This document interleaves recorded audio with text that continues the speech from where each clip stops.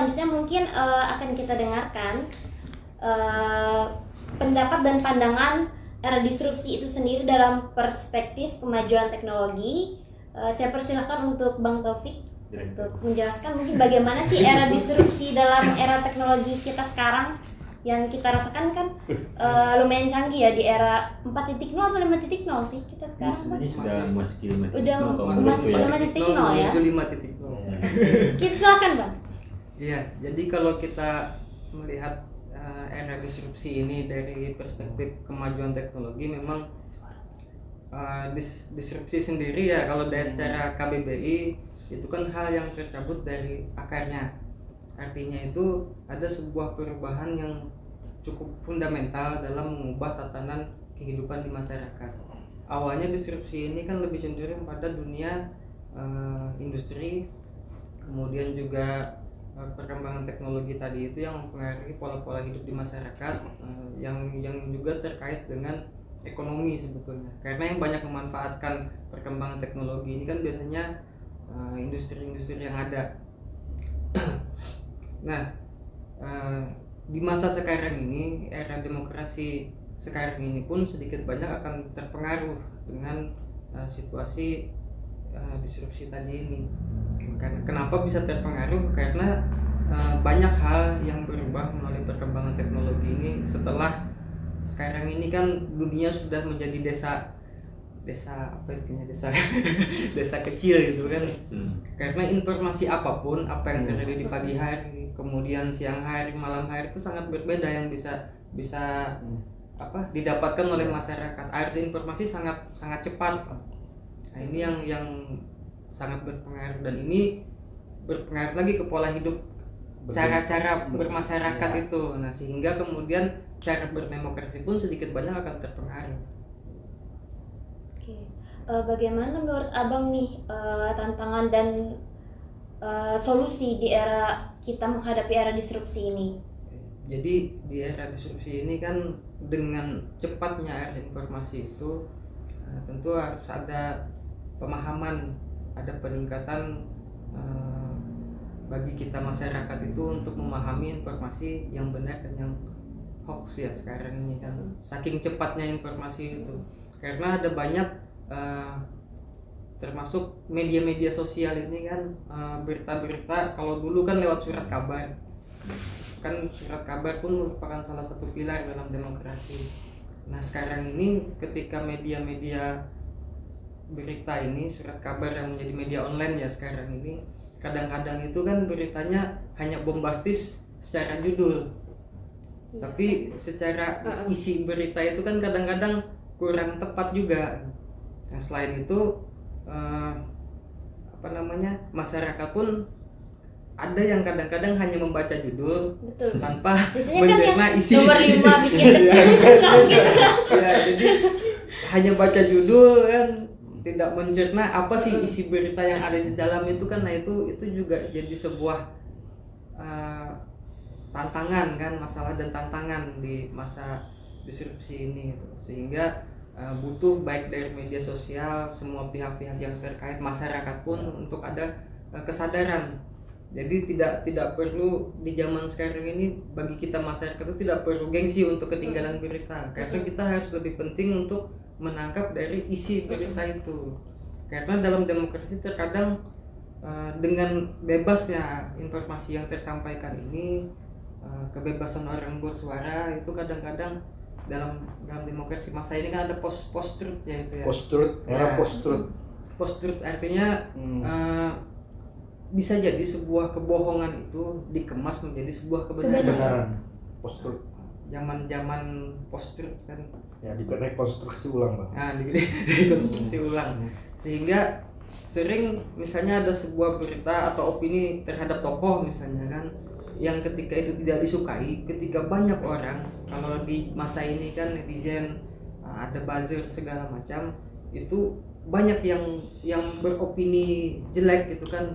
Bagi awam sebagian besar itu akan menjadi sebuah hal yang benar, karena banyak orang yang berpandangan demikian. Itu yang menggiring dalam opini tadi. Ya, menggiring opini tadi. Nah, ini yang menjadi tantangan di era demokrasi hari ini, ketika opini-opini itu dibangun hanya berdasarkan emosi, Iya. menggerakkan emosi, bukan membangun berdasarkan sebuah kebenaran atau fakta itu sebagaimana adanya. Nah, Oke. sehingga solusinya yaitu kita semua harus belajar untuk bisa memilah mana berita informasi yang betul, mana yang hoax. Berarti pentingnya pemahaman dan filterisasi ya Bang Ya. di era digital dan di era disrupsi ini.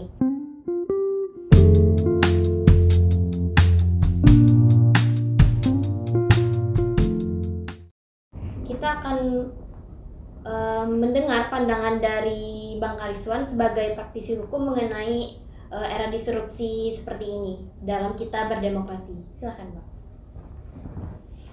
Saya minum dulu. Silakan. Gimana kira-kira ya? Tarik nafas dulu kan. Ya, terima kasih ya, Yuda. Jadi bicara tentang demokrasi ini sebenarnya adalah amanah dari konstitusi ya. Jadi di dalam undang-undang dasar kita, bahkan versi undang-undang yang paling awal sekalipun yang turut juga dirancang oleh BPUPKI Bang ya dalam sejarahnya ya, itu sudah mengamanahkan demokrasi. Nah, kemudian kan itu juga tertuang sebenarnya di dalam dasar negara kita, Pancasila. Nah, jadi negara Indonesia ini kita dari awal sudah berkomitmen bahwa kedaulatan ini ada di tangan rakyat. Nah, itu adalah salah satu pilar demokrasi ya menurut saya. Di samping kemudian ada beberapa hal yang masuk dalam ruang lingkup demokrasi itu, misalnya adanya terakomodirnya suara-suara minoritas dan mayoritas ya, dan lain sebagainya. Nah,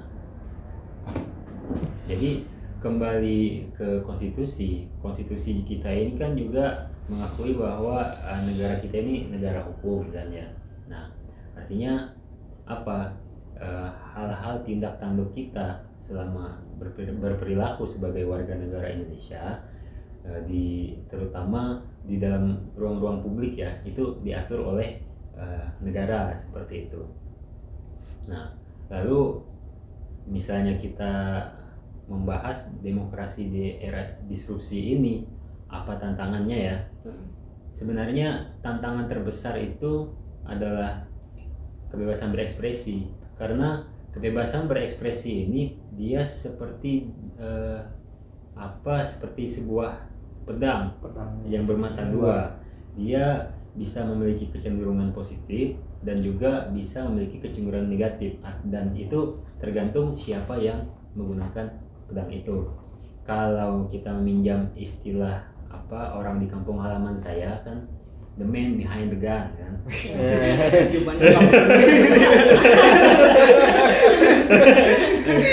Ya, jadi saya ini ada keturunan Skotlandia. Nah, jadi gitu. Nah, kemudian kita juga mengetahui ya bahwa kita punya undang-undang informasi dan undang-undang ITE itu, di mana di situ di pasal 27 ayat 3 mengatur agar supaya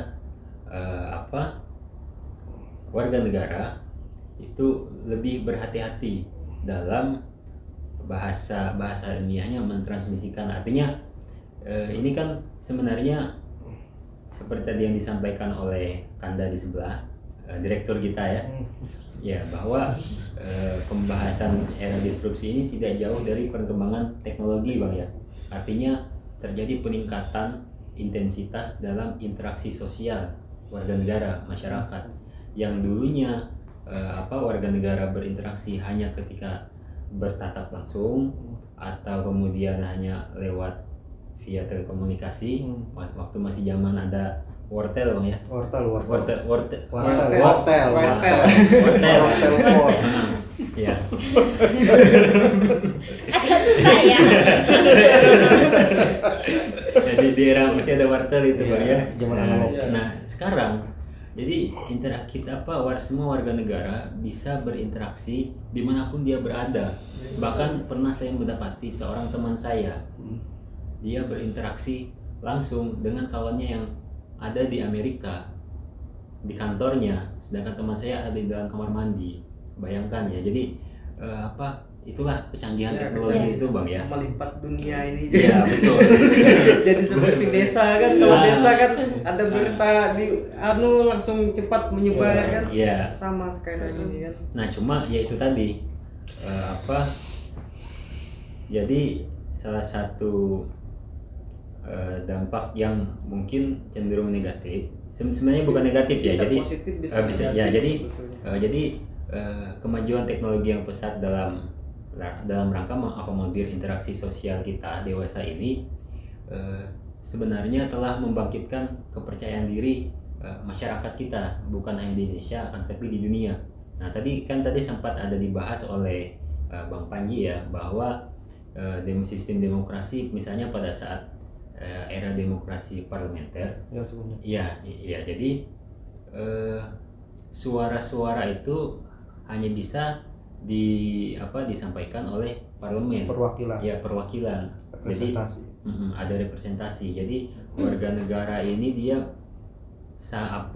saking ininya dia bisa sampai merasa wah aku mah apa atuh gitu kan ya, karena ya benar-benar warga negara biasa. Nah sekarang dengan adanya kemajuan teknologi ini, siapapun bisa membuat dirinya didengarkan oleh orang lain. Semua orang bisa berpendapat secara Ya jadi inilah kepercayaan diri inilah yang kalau misalnya disalahgunakan dengan tanda kutip kebebasan berekspresi, itu bisa membuat beberapa orang tergelincir ke dalam pidana. Jadi menurut pandangan abang bagaimana sih, apa sih peran dari hukum ini? Apakah memiliki kontrol terhadap kebebasan berekspresi tadi? Ya jadi ada ini ya, ada ungkapan hukum lah kalau saya bilang. Yang mungkin kanan-kanan di sini juga semua sudah tahu bahwa hukum itu selain sebagai social engineering juga dia sebagai social control. Ya itu salah satu ini sebenarnya fungsi hukum. Jadi memang kita ambil contoh Undang-Undang ITE itu tadi ya, pasal 27 dan pasal 28 itu sebenarnya semangat awalnya itu adalah menjaga kebebasan warga negara. Artinya begini, kita kan dari awal telah mengakui bahwa rakyat itu dia berdaulat ya. Nah jadi termasuk tidak ada seorang pun yang berhak untuk melakukan perundungan, bully dan sebagainya. Cuma saya melihat makin kesini Makin kesana. Iya, makin kesana. Betul juga. Jadi makin kesini ternyata karena sebenarnya memang ada celah-celah di dalam Undang-Undang ITE ini. Salah satu contoh misalnya di dalam pasal itu tidak ada diatur secara spesifik, tidak dimasukkan di situ adanya unsur hasutan. Karena kalau misalnya ada unsur hasutan, berarti ada yang menghasut, ada yang dihasut. Nah, ada yang menyinggung, ada yang tersinggung. Nah, itu nggak ada. Dan otomatis kalau dia sudah bicara tentang hasutan, harus ada akibatnya dulu.